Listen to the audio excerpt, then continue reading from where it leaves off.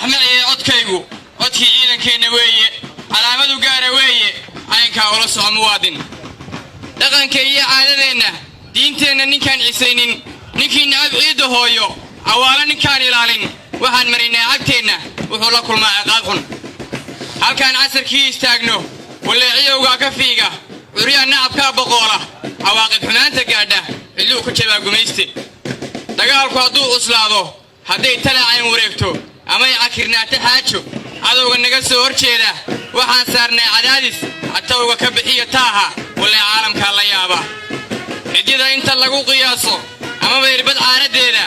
إدي حدك صوت اللوضة وبكيجا إنتان عبيستو إنتانو أسكت الركوبو أنا أكو عبيرقم تالله عباد كودنا دقيسته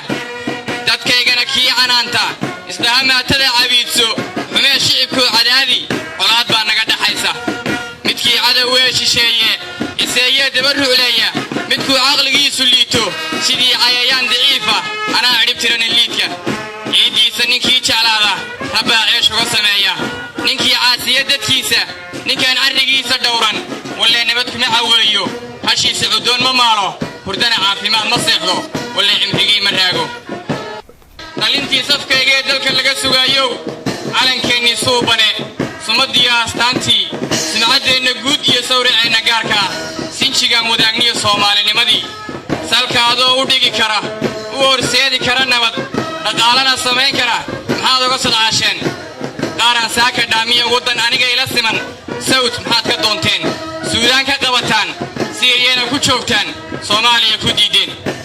salfudeedku waa maxay sunta yaa walaaqo siidhigeedin tumay sooyaalka dib u raac